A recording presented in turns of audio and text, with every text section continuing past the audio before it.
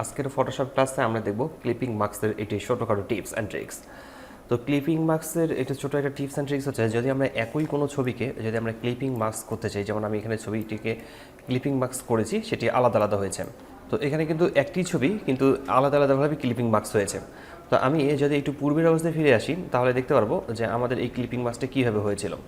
তো এখানে মূলত আমাদের এখানে একটা ছবি আছে, আর এখানে আমি দুইটি হার্ট শেপ তৈরি করেছি।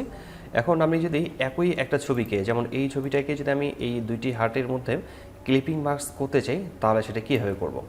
নর্মালি যদি আমি এই ছবিটাকে রাইট বাটন ক্লিক করার পর ক্রিয়েট ক্লিপিং মাস্কে ক্লিক করি, তাহলে একটা হার্টের মধ্যে চলে গেল, কিন্তু আরেকটা ফাঁকা থাকছে। আমাদের যে আরও একটি শেপ আছে, সেই শেপটি মূলত ব্ল্যাঙ্ক, এখনও কিন্তু এটাতে হচ্ছে না।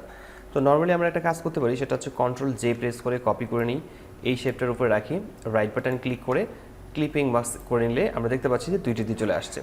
কিন্তু এটাতে একটু ঝামেলাপূর্ণ হচ্ছে, যে আমরা দেখতে পাচ্ছি যে আমরা যদি ক্লিপিং মাস্ক এভাবে করি, বারবার কোনো একটা ছবিকে কপি করার প্রয়োজন হতে পারে। সেক্ষেত্রে আমরা এই কাজটিকে এভাবে না করে আমরা একটু আলাদাভাবে করতে পারি। যেমন এই যে শেপ দুইটি আছে, এই শেপ দুইটিকে সিলেক্ট করে কন্ট্রোল জি প্রেস করে গ্রুপ করে নেব। কন্ট্রোল জি প্রেস করে গ্রুপ করে নেওয়ার পর আমরা উপরের এই ছবিটিতে ক্লিক করছি, এখানে রাইট বাটন ক্লিক করলেও চলবে, অথবা কন্ট্রোল অল্টার প্রেস করে জি প্রেস করলেও চলবে।